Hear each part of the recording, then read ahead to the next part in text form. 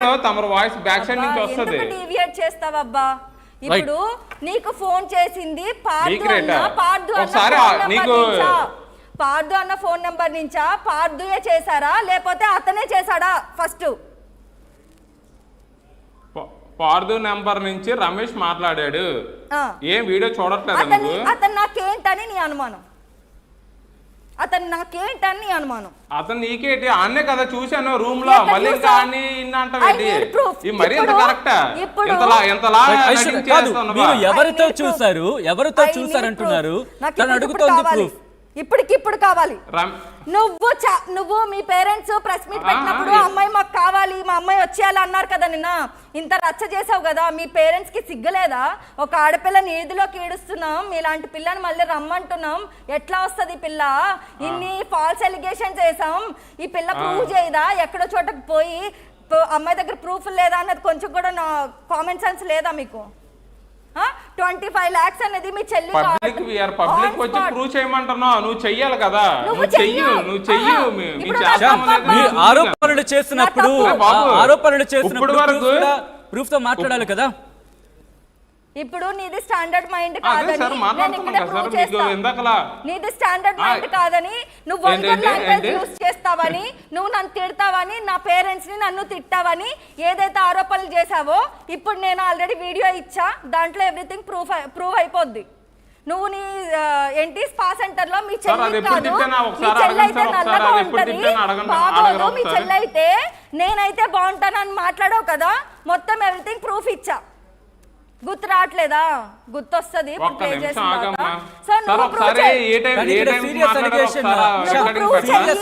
ఏంటంటే మీరు తనని స్పాకి సంబంధించి ఆ పదం కూడా ఉపయోగించాలని లేదు. అంత జుగుప్తగా ఉంది ఆ పదం వాడాలంటే. అతను మాట్లాడాడు. అనేది ఇంకేం చేస్తాం? ఏంటండి అది? నేను నిన్నంతా షూటింగ్ లో ఏంటది చూపి. What is it? అమ్మా ఒక నిమిషం ఆగు, వస్తుంది. జూమ్ కొడుతున్నారు కదా.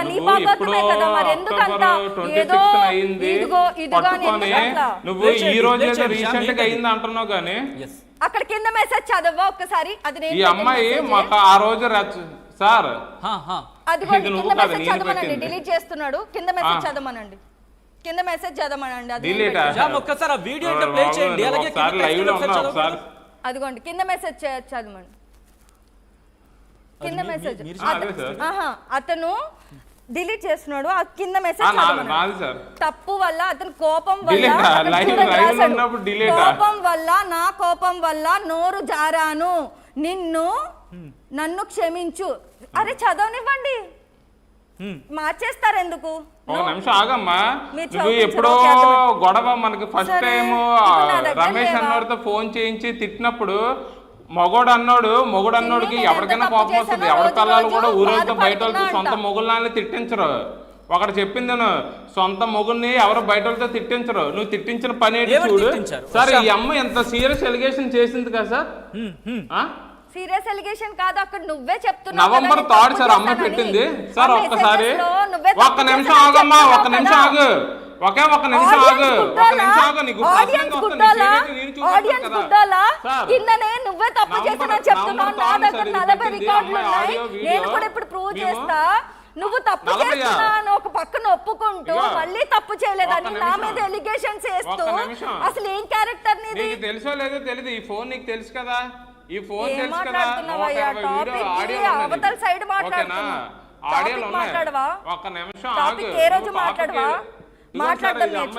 ఎంతవరకు పెట్టింది? ఒక్క నిమిషం టాపిక్ మాట్లాడమంటే ఒక్క నిమిషంలోనే అయిపోతుంది అంతా. అక్కడ వీడియోలో ఏం చెప్తున్నారు అనుకుంటారు శ్యామ్? అక్కడ వీడియోలో ఏం జరిగింది? ఈ అమ్మాయి నాకు ఆ రోజు నైట్ రమేష్ కి మాకు అయిన ఆర్గ్యుమెంట్ డిస్టర్బెన్స్ ని వాళ్ళ ఫాదర్ కాల్ పెట్టిన తర్వాత నేను కోపంలో భర్త అన్నాడు ఏం చూడకూడదు అది చూసిన తర్వాత భర్తకి ఈ అమ్మాయి బయట ఒక అనోన్ పర్సన్ తో మాకు ఫోన్లు చేసి మా అమ్మని మా అక్కని మా చెల్లిని తిడితే ఏ మొగోడైనా కామ్ ఉంటాడా కోపం ఉండడా? ఒక్క నిమిషం, ఇక్కడ చిన్న సీరియస్ ఎలిగేషన్ మళ్ళీ మీరు వేశారు, మీరు విన్నారు. ఇదిగోండి సార్ అమ్మాయి చూడండి సార్, ఈ అమ్మాయి పెట్టిన మెసేజ్ అన్ని డిలీట్ చేసి Yes, శ్యామ్, ఒక్కసారి మాట్లాడే ప్రయత్నం చేద్దాం. ఎందుకు డిలీట్ చేశానంటే దానికి నేను కొన్ని పర్సనల్ క్వశ్చన్స్ అడిగాను. నీకు నా నుంచి ఏం కావాలి అంటే నేను ఇప్పుడు అతనిలాగా బూత్ మాట్లాడుతూ చెప్పలేను.